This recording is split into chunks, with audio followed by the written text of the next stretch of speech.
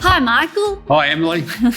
We have just recorded our second episode of the Deconstruction podcast series with Mikael Heinonen, co-founder of Collabaloop, and it was a really great conversation. But before we jump into that, I would just like to pay our respects to the traditional owners of the land on which we've recorded our episode, which is the Turrbal and Jagera people, and also the elders past and present. So in the episode, the episode? Yeah, the episode. We talked to Mikael about a bunch of different topics within the same kind of space, like retention of people, workplace culture, issues with retaining apprentices and making sure that they're supported in their role. I got a lot out of the chat. Did you find any new insights, Michael? I just found him so interesting. He's very passionate about what he's doing and what the business that he co-founded wants to do. Very attuned to the significance and importance of a good culture within businesses operating in the construction industry, and wants to understand the changes that are happening with the workforce and the different generations that comprise the workforce. I just found him so interesting and articulate, and probably the word that springs to mind is passionate about what he wants, what he's doing, and what the business wants to achieve. Very passionate and very well informed. Well, without any further hold up, we'll jump into the episode now. We hope that you enjoy listening. Welcome, Mikael, to our second episode of the podcast. So my name is Emily and this is my co-host, Michael. You might have known our first podcast interviewee, Kate. But thank you for joining us on this episode, and we're really excited to chat to you as we've been chatting to you about some interesting topics before we hit record. Would you like to introduce yourself and your role, how you co-founded Collabaloop, which we'll talk about in this episode? Just give us a bit of a background on who you are. Who is Mikael? Okay, thank you. First of all, thanks for having me at the kitchen table here today. Thanks for turning up. So my name is Mikael. I'm a co-founder of Collabaloop, as you noted. So we're a certified social enterprise that ultimately is looking at positive change to construction culture.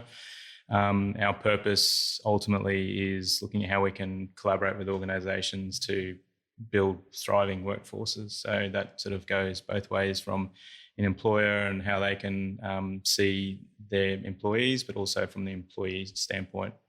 And we specialise in dealing with construction companies, particularly with apprentices. I guess, to go back a couple of steps about me and what my journey in that. So I started in the construction sector probably about 30 years ago. Started labouring for my dad, who was a landscaper, during school holidays in high school, and sort of got the construction bug then. Wanted to be an architect, thought that I probably wasn't as creative as I needed to be, so I decided not to do that. Didn't want to necessarily be a drafts person. I wanted to be the one that had, designed the really cool buildings. Just didn't think I had it. So what do? You go off and do a quantity surveying degree. So that's what I did. Graduated around the 2000s, worked on the client side for a while, worked in the UK and Germany for a little bit, and then came back and started working for contractors. Initially cost planning, which wasn't really my thing. The first way into that was sort of 80-hour week, and wow. Wasn't necessarily good enough for the company I was working for at the time, so it just didn't feel right. So I wanted to do something else. So I reached out to a mate who was working at Matrix at the time.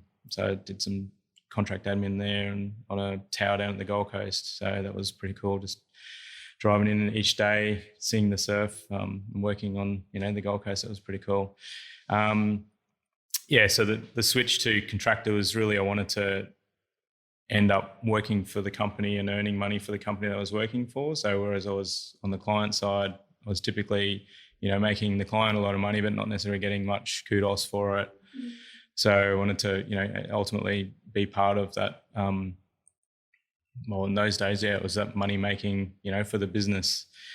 And so, the last 11 years I was working for Bechtel, a large international construction company, mainly mega projects here in Australia, as a commercial contracts manager. During that journey, Bechtel's very good to work for, but I was sort of getting very disillusioned because of the role I was in. Having to basically front up and have a fight every day to ultimately save money or make money for the company. And I'm not really a fighter. I don't like to fight. I like to sort of have a bit more of a collaborative approach. Being very adversarial, I was sort of getting a bit disillusioned. So I then decided to, seek other things, look outside the construction bubble. Initially, I started being involved with the IACCM, but now it's World Commerce and Contracting. It's like an international contract commercial managers association that has a very relational contracting type approach to things. And so I was still involved with them a little bit, but not as much as I was. And then also did an executive MBA, again, to try and get outside that construction bubble.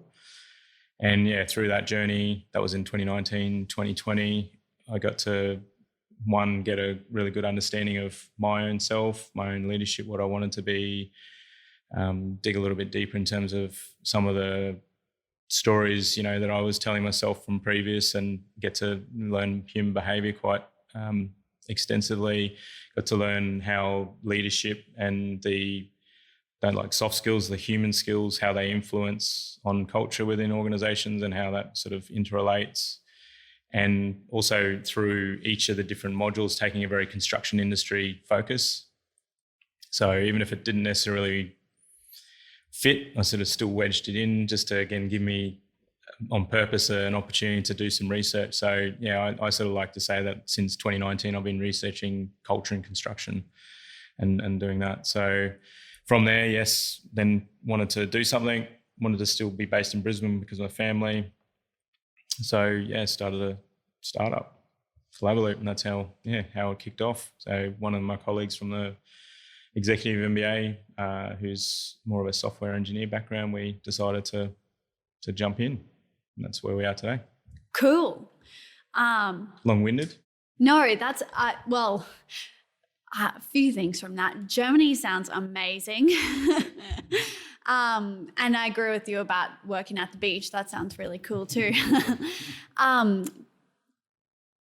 So did you always, going into Collabaloop and considering your past job roles, as you say, Collabaloop focuses a lot on apprentices in particular. Mm-hmm. Was that always an area that interested you, or did you,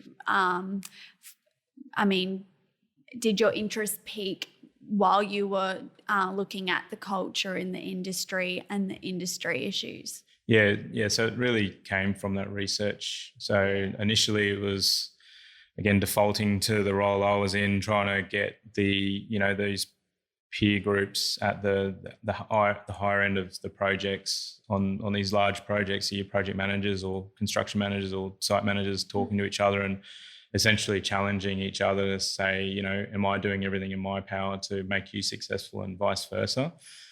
But as we were looking at the business and what we could do, we then sort of, again, through that research, uncovered some of the stats about apprentices, particularly in construction. So the two that really stand out are the retention rates. So in terms of apprentice retentions on average, like some trades are obviously a lot better than that, but it's sort of just over 50% in terms of retention. And we sort of went, well, we're throwing all this money as a government perspective to attract all these new people into the industry, but yet we're only, retaining 56-60% of them. And that's just crazy. And then from a mental health wellbeing side, that everyone's well aware of the high rates of suicide in the construction sector, but then actually the cohort from 16 to 24 are even more susceptible. So they're like another 1.5 times, 2 times more susceptible to suicide than the general population. So we then started digging deeper in terms of how people were actually currently supporting, and found that it's very manual. It's very sort of, there's a generational divide in terms of, we've sent them emails or we've sent them text messages and can't really get hold of them or whatever. And that there's just that misalignment, miscommunication there so we sort of wanted to, I guess, delve into to try and automate a little bit and tease out where they can get better at those communication channels. Wow. And so on a day-to-day basis, if you're working with a client, what kinds of, I saw that your website says it's data-driven insights. Yeah. What kinds of solutions or work and data do you look at to help those companies? So it all depends. So it's a legal response, right? You guys should we're well aware of that. So yeah, it depends, because each organisation's, they're all on their different journey. They're all on a different spectrum of maturity. Some are bigger than others, so they've got different pain points. So we're still on a journey where we're experimenting quite a bit in terms of trying to find, what really does and doesn't work. But, I guess a quick response, you can look at different factors in terms of getting insights from people. So at the moment, a lot of the current methods are very much reactive. So when you look at measuring like engagement, they'll do engagement surveys. They might do them once a quarter or whatever. But again, it's the questions they're asking. It's about things that have already happened. So what we want to control that we currently do for some of our clients is look more proactively. So we can do a number of things, and depending on, again, the circumstances, we can look at more of those lead indicators. So I know we'll get to talking about stress and burnout, but there's a lot of measures there that you can sort of look at in terms of lead indicators for those. So then organisations, whether or not, depending on if they've got an existing support network, they can then drill down into the individual level. But if there's privacy concerns or issues, then you can sort of then roll it up to an anonymised, aggregated cohort level. So you can sort of then look at things, whether or not it's workload or change in roles and those sort of things that impact on the stress and burnout. We can feed automated sort of questions out to that. But also things like with apprentices, we understand a lot of their challenges that they go through. There's a lot of, again, research out there that currently in terms of why they leave, so the intentions to leave. And again, a lot of them come back to a lot of those stress and burnout factors. But also there's things like, I always keep coming back to Dan Pink. I'm not sure if you're aware of him, but he wrote the book Drive, and he looks at these 3 markers, essentially autonomy, mastery and purpose. And within any organisation, if you're, I guess, dealing with those 3 factors in some form or another and you're doing them well, then you're going to have a happy workforce. So when it comes to apprentices, a lot of the reasons when you look at why they leave, there's a lot of them are workplace related. So 75% is workplace related. But then when you drill down into those, a lot of them you can't actually change. So it could be things like rates of pay. You can't actually change pay, or you you can, but you're probably very limited in terms of what you can do.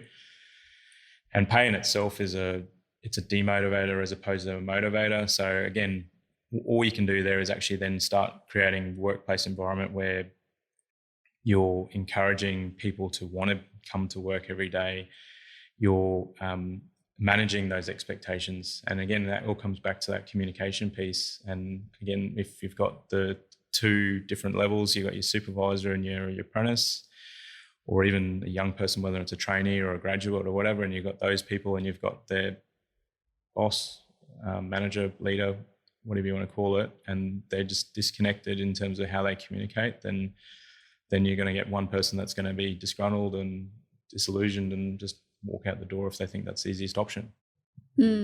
Has anything shocked you so far since looking at any of the data or any of the jobs that you've been on that you didn't know before, or from your prior research, or does anything in particular stand out to you?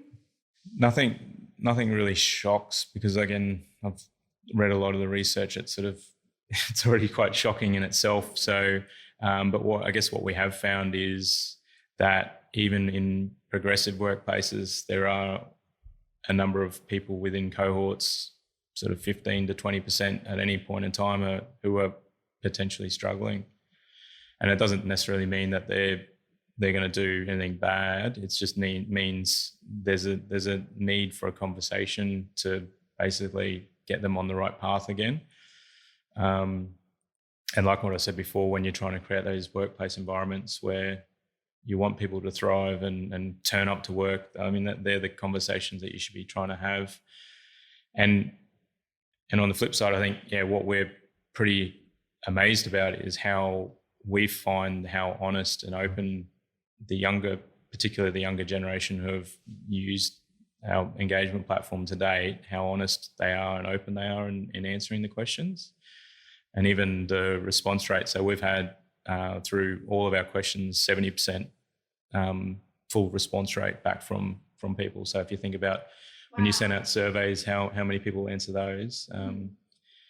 And there's still room to move because we haven't introduced anything like gamification or incentives or anything like that yet. So there's always those opportunities to sort of try and plug in. So in a previous life, when I was part of another organisation, it was like you have these cultural surveys every single year, and I quickly learned that the best part was to ignore all the structured questions, which sort of track changes. There was always a section at the back which was just a free for all. I just went to the free for all. That gave me a better indication of the temperature of the organisation. What I mean free for all, it was just people could say anything on anything they want to, and some of the comments were just brutal. But I learnt more from that because the rest of it was, the setup of those sorts of surveys, I'm not critical of them, but they create pathways. They lock people into the question and the answer. Exactly. Question and the answer, question and the answer. I know it's all to sort of track improvements, but the questions have been around for a long time. They're not reflective of the issues that. So you just go to that's the way I used to try to gauge whether or not culturally the place was improving or not improving. Exactly, and I guess what we're trying to do is any data that we capture it's all about trying to create signals or capture signals and make sense of those signals. So in that instance there, that's an opportunity for signal where if you're asking an open question, the signal is not in what they write or when they write it, it's when someone responds and communicates to that. So basically if that doesn't get raised in an open forum, then again, that's a signal to that person who's written it down that this place doesn't respect or trust what I've written down. And if they don't action it, and that's like coming back to like our name, Collabaloop, ultimately it's structured on two things. One is, collaboration and not wanting to be the adversarial. It's about, how can we collaborate and for moving forward positively, but then also the feedback loops. And you always have to have a loop back, because if you get people entering their heart out through our platform and no one responds back to it, then essentially they're not going to use it anymore, and then what we're offering is worthless. So we're always looking for that loop and going, okay, well, if there's an existing support network, yep. If we work for organisations, we want to make sure, okay, well, what's the next point once you get this information, how you're going to deal with it. And part of our journey is trying to discover how can we help organisations in that space. So does it mean we actually come up with training and workshops and stuff like that to help provide support in that space if they feel that they currently don't do that internally? The other thing to do is to, in these surveys, going back to surveys, is that the people have got to be absolutely assured that the information is confidential. Yeah. So, I remember these surveys I'm talking about, it was like, we were gleaning so much out of the back end of the reports, but then people became concerned, well, if that person, you see the comments, can that be tracked back to somebody? Yeah. So all of a sudden there was a reluctance to be honest about it. You know what I mean? It's like so culturally that told me just that response told me that culturally there was a problem. Yeah. If you can't be honest, okay, sometimes it was brutal, or sometimes the language was blue, but who cares? But then it's sort of so. It's so hard to culturally, I think, take the temperature of organisations these days, because culturally they've been set up in a certain sort of way to almost facilitate the stock standard cultural reviews, if I'm making sense. Well, and in construction there's a significant lack of trust, and what you're talking about is psychological safety, and I see that as a proxy ultimately for trust. And if you don't have that, that's the fundamental thing I think any organisation needs to have, and that's again one of the things that we can measure for organisations. That theme comes through in your articles as well when talking about the leadership in firms, and it's I thought that one of the lines that you said was really powerful, and it was in other words, if the only goal that you have in the industry is, or for your business, is that people don't leave, then that's not good enough. Yeah, well, that's just a default, right? Isn't it? At the end of the day, and you got to.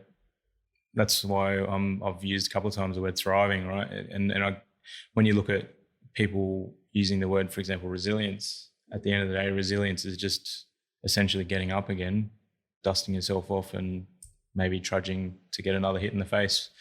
Whereas thriving or anti-fragile is how can you learn from that, how can you grow, how can you get better, and there's that continual improvement mindset, growth mindset.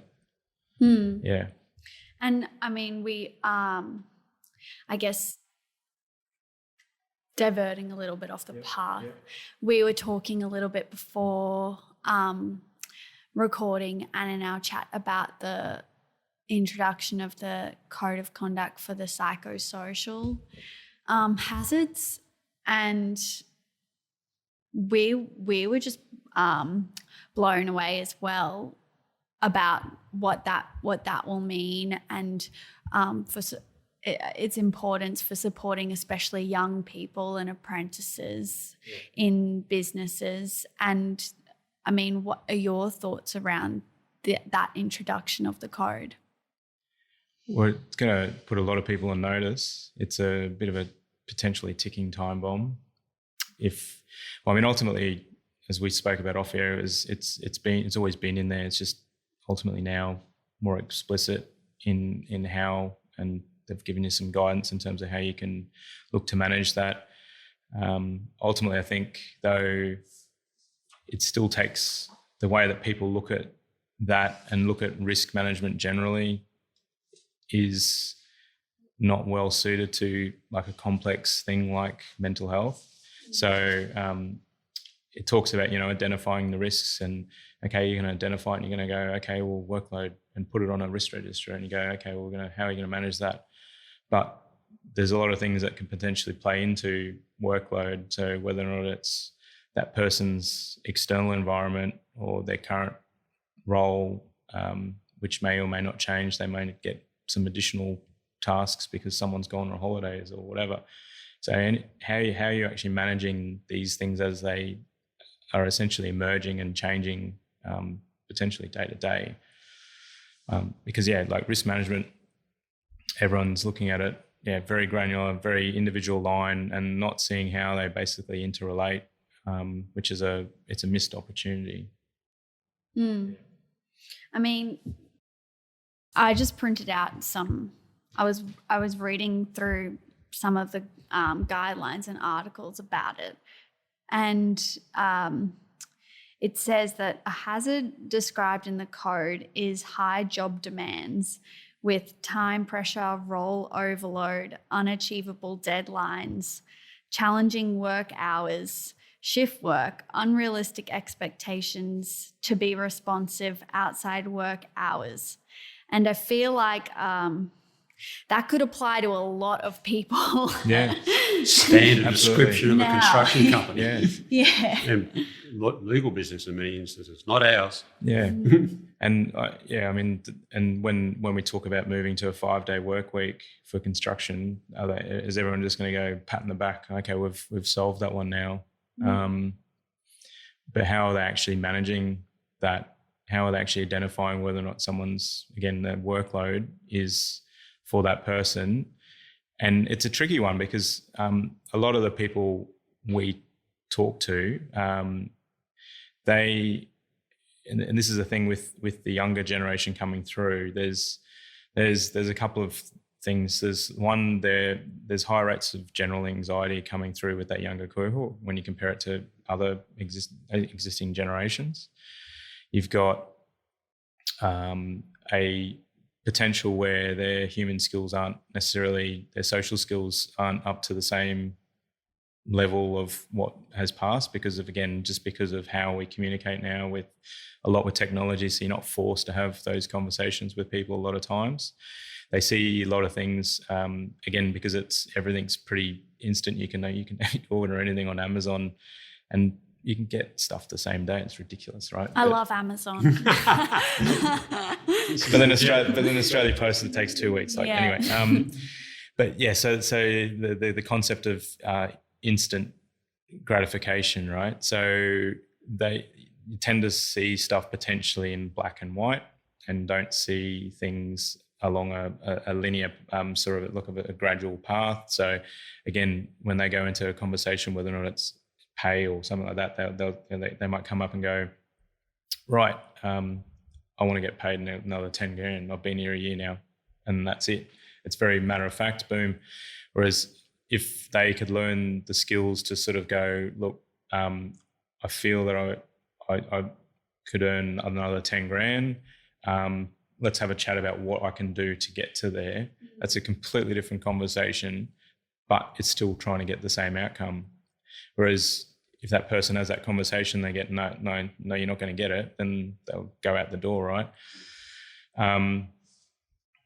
So it's different approaches to things that may have changed. Yeah. That's funny that you say the communication skills with the texting. My parents always say to my sister and I, they go, have you heard from so-and-so back again? I say, oh no, I'm just waiting. And they say, why do you text everyone? Why do you two not pick up the phone and call someone? Because it has just shifted so differently. Yeah.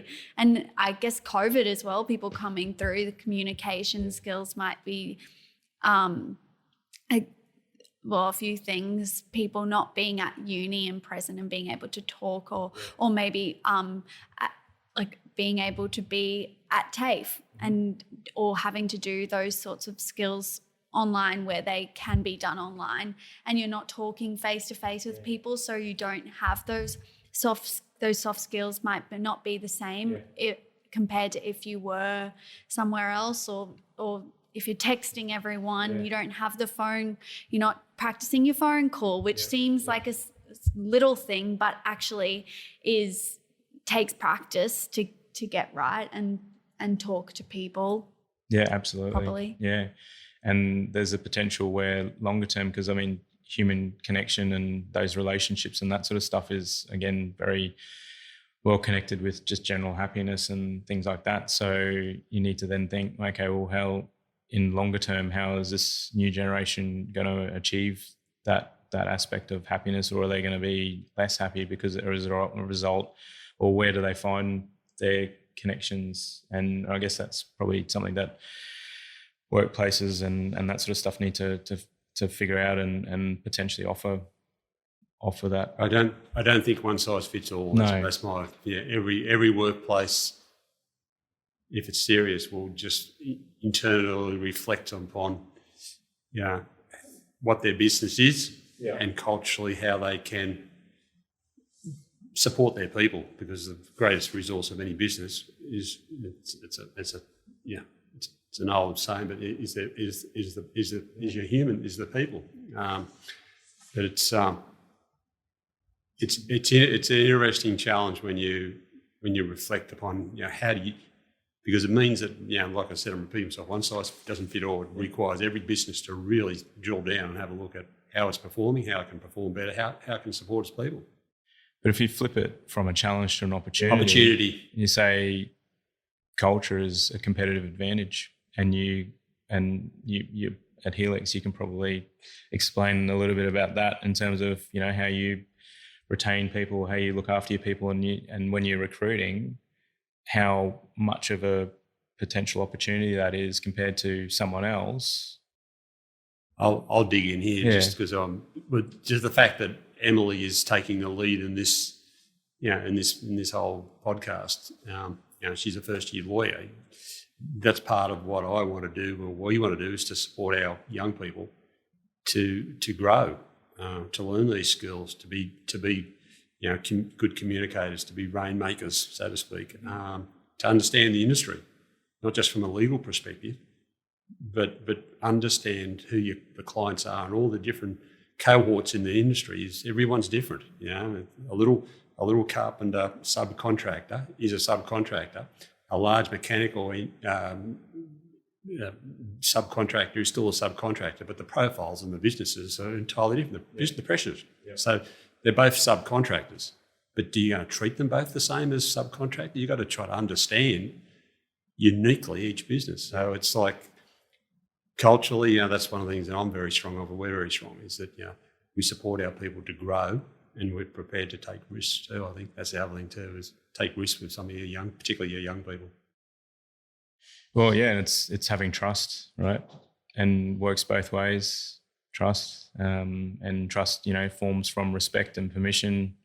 How you can sort of ultimately let people thrive within those organisations, and then you get the benefits from it. It's competitive advantage. My view on a lot of this stuff is, and this is the last thing I'll say, is that my role is to create my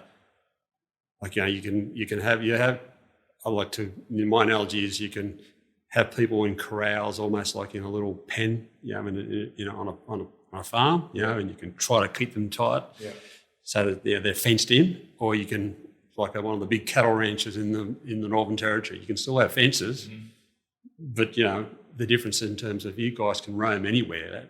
Our business, my responsibility is to support you wherever you roam. Yeah. You're still going to be in a fence. Yeah. It's a whole lot different to that little corral. So you got free range. You got free range. Yeah, go out there and do your best, and we'll support you. You know what I mean? So but they're fenced in, everything, because there's got to be some sort of parameters. But that's my attitude to a lot of this stuff, is that you generate opportunities for people to grow, and then you just get out of their way almost too. And obviously COVID's allowed a bit of that to be smashed, right? In terms of typical, pen holding, where people are just sort of boxed in, and essentially it's a default because it's easy. It's like when you go to contracting models in construction, lump sum is default because it's easy, because essentially all you're doing is measuring money. A little bit of time, but money is the bottom line. That's what it is. They can compare to, boom, it's easy. If you want to go to something that's more outcome-based, that's harder, because you actually have to think about, well, what's value to your project or even to your client beyond what you're trying to build. And so, yeah, like with an organisation, if you're getting people and you're timing them in their seat, and you go, okay, I've seen you for 8 hours today, tick. Well, it doesn't matter what you did. That's just nonsensical. Where basically, yeah, ultimately, they're not looking at how you can manage people in terms of their output. The outcomes of the people, not necessarily the outputs, but the outcomes of those people, and not worry about whether or not they've been sitting in the chair for 8 hours. Yeah, no, it's fascinating what the changes happening culturally within businesses, and COVID certainly accelerated a lot of this stuff, all the opportunities. But I would argue that it's, the signs have been there for the last X number of years that I can think of, that young people in particular don't need to be micromanaged, not to the extent that the traditional businesses have thought they have to be micromanaged. They have to be managed and supported, but not micromanaged. Yeah, exactly. I thought it was also really interesting how you described, I guess retention as a whole in the industry. Although companies are competitors, and the cherry pie analogy that you used, saying that if the industry, if companies don't work together, you're just taking a smaller slice of pie from those staff that all those people who you're looking to attract. But if you work together as a construction industry, as a competitor against other more desirable industries who are doing great things for retention of staff and workplace culture, then you can take a slice of pie from the even bigger one that you just got out of the oven because you're working together to do. And I really liked how you described that as well with the pie analogy. I don't know if you came up with that, but I thought that was a really good way to look at it and say, well, if you're looking to attract people not just to your company but to the whole industry as a whole, as a collective. Yeah. Well, the growing the pie comes from, like, when you look at more modern negotiating principles, again, rather than getting in there and considering your outcome only in terms of what you're going to get. Potentially, if you work together and actually find where there's common ground, there is potential to grow the opportunities. It might not necessarily be just the thing that you're negotiating, but there might be other things, depending on what you're negotiating, that if you grow the pie, then obviously then there's a bigger pie to slice from. It's certainly an opportunity for. I'm conscious that a lot of the things that you talk about, problems about the industry and stuff, so trying to be very positive about it. But so when you look at the opportunities for the construction industry, they are in competition with the tech sector or all these other sectors that are potentially looking for people. Defence now. Defence. Yep. So they're all looking for young people who are coming through to fill the skills gaps that we're having. And if the industry doesn't take that as an opportunity where if you can work together, you can basically attract more people, then they will suffer, and ultimately if they end up infighting and not worrying about it or doing their own thing, then essentially they'll have a limited pool that they can tap into, which will then limit the capacity that they can actually go out and build, which then may mean that there might not be as many companies out there. Sustainability for the industry, for all in the industry, is a really big issue when it comes to be able to retain, employ, generate enough wealth is probably the right word, or enough profit to fight off some of the from an industry point of view, not from an individual party's point of view, fight off or be able to at least get in the battle for new people, for new fresh blood to come through. Yeah, it's definitely, it needs to have a hard look at itself, the industry. There's obviously opportunities where areas like defence, where some of the companies will be sort of looking to also work in. So there's an opportunity to make sure that they can sort of do both, or where there's opportunities to put people between them. As an industry, we need to look at more, I guess, looking at how we can actually retain the people first before we even look at attraction necessarily. Because if you look at how hard it is, or the amount of money and the amount of effort to actually hire someone, if you're actually putting in half that effort to look after someone, you've actually saved half your effort, haven't you? So, but we currently don't do that. We sort of essentially just go, well, it was too late, too bad, too sad, and just move on, and then try and hire someone. And effort and cost. Yeah. Retraining somebody and trying to find somebody as well. Yeah, so I'm not sure what the turnaround. Normally, it's probably at least 3 months, I'd say, where you're sort of looking at not having someone full time on your books. So that puts a dent in your own productivity potentially if you're working on a project. I remember, if you lose one or two people, then that's one or two people that you're potentially putting other people under stress, because you've still got the same workload on that project. So going into the psychosocial stuff, then you're basically, for very short term, you're going, okay, well, they can deal with it and just load them up. Did you want to have a look at the diagram? Thank you. We did. So you've created this wild, flow chart, flow map is probably a better word to describe it. And what does it represent? So this is my musings from about 3 years ago that I really want to probably pick up and run with again, but probably look more of a collaborative approach with people in the industry, and look at it more holistically, and look at where there are potential interventions. So there's a program that I can set up and do that, but it's just a matter of timing and people and all that sort of stuff.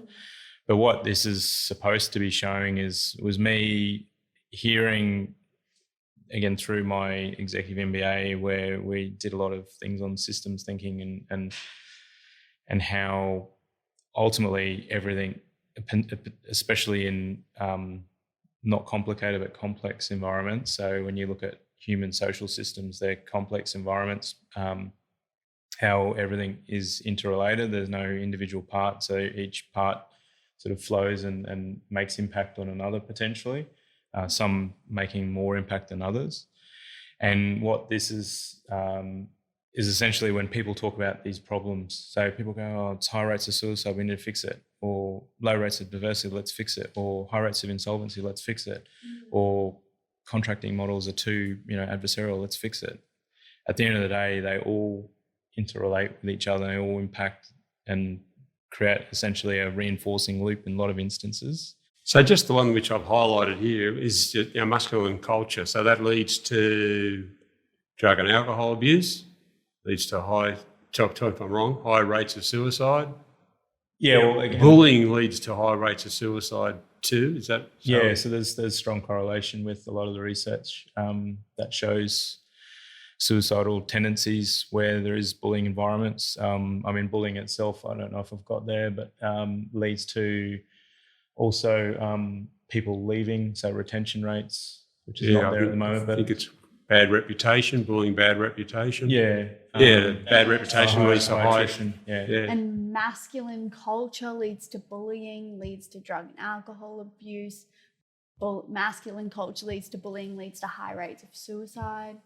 And then if you go above bullying, you can see then a lot of the financial type stuff that plays on that. So the stress essentially flows down onto people, from whether or not it's the contracting models, the risk that people are taking on, poor decisions. The masculine environment, and then lack of trust leads to claims, all that sort of stuff. And the interesting thing is when you look at it, and the reason why I keep bringing it up as a system. When you look at, we're just talking about Australia from our experience, but when you look at a lot of the research, when you look at the things on there and the statistics that relate to each of those in the other jurisdictions, whether or not it's US, UK, Canada, New Zealand, they're all very similar. So in terms of high rates of suicide compared to general population, the US is higher in construction than most of other industries. Again, tech, UK, same thing.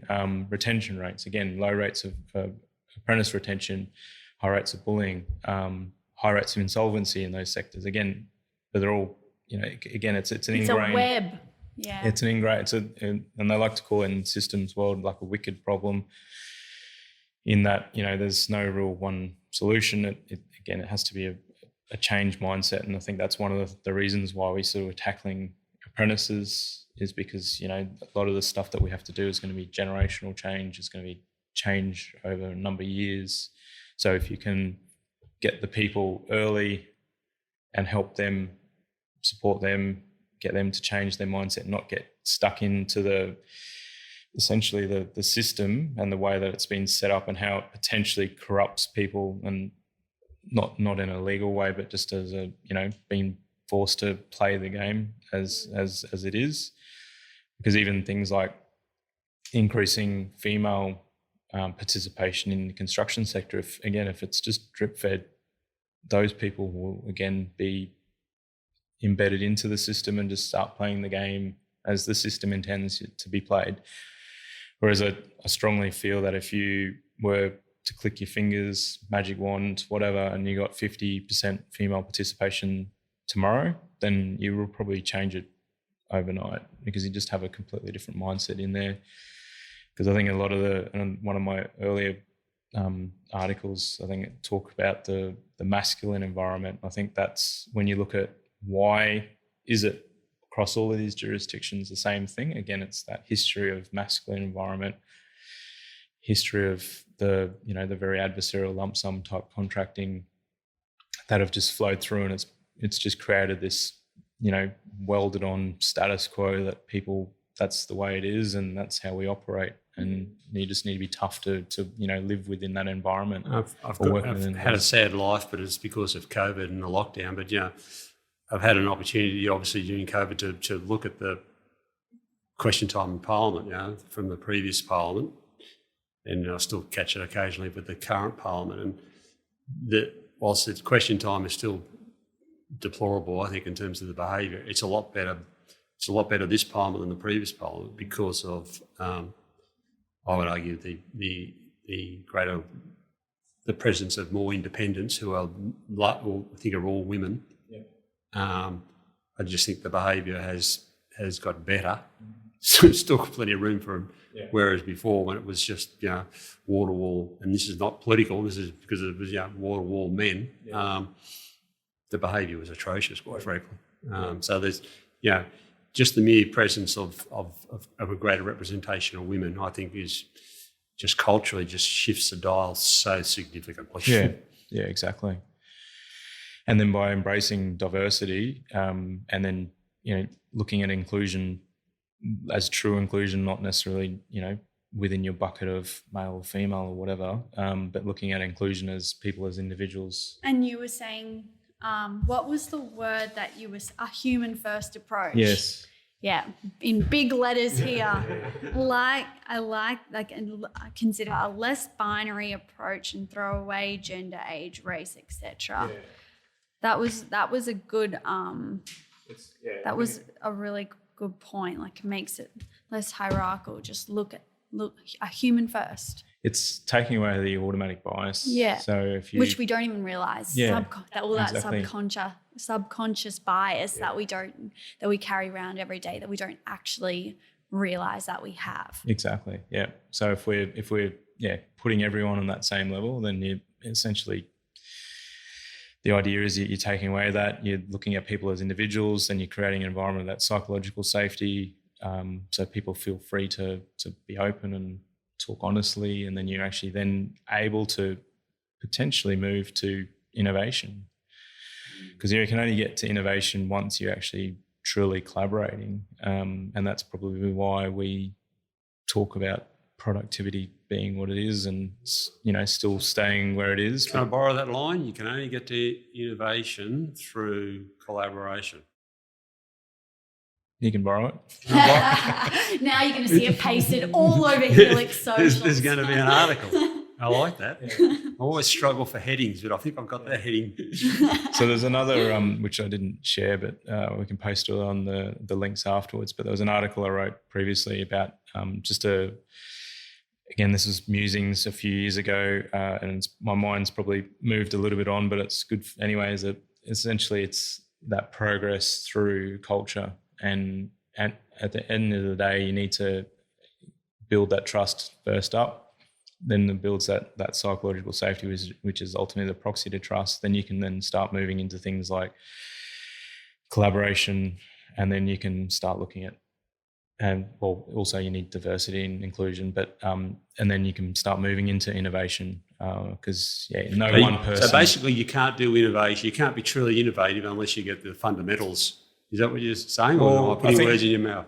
Well, to a large extent, yeah, because I think the true power of innovation comes from not just one person. Like, yes, one person can have an idea, but I think the true power of collaboration is by bouncing off ideas, getting people to think differently.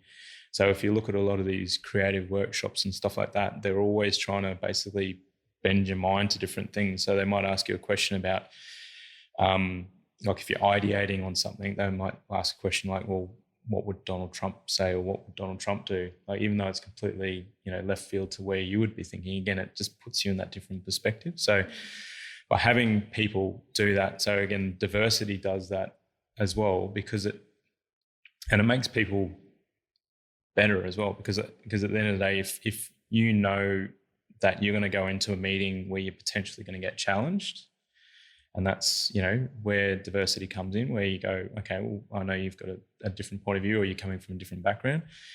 You're going to come into that meeting more prepared.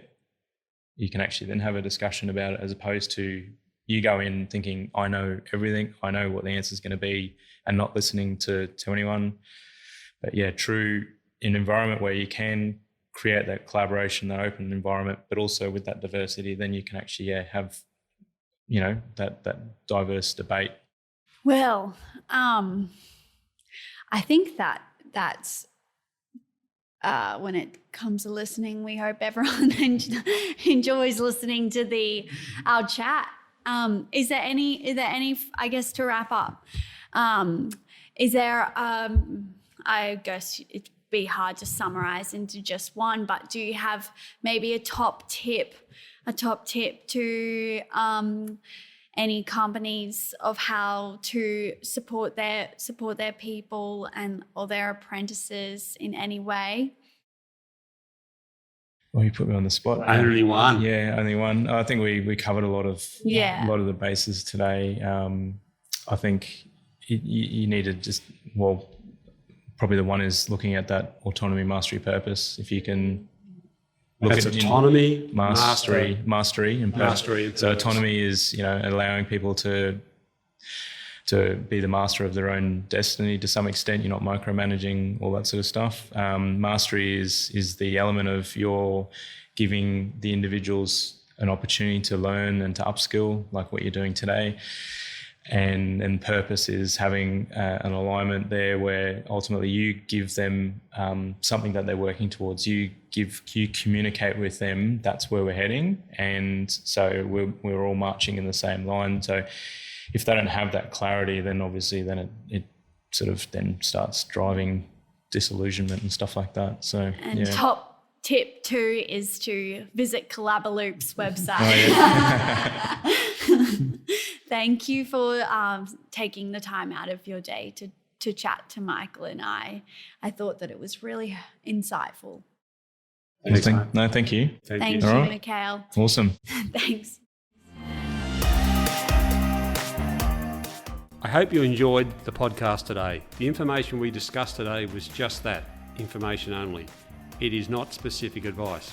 If you take action following something you heard today, it is important to make sure you get professional advice about your unique situation before you proceed.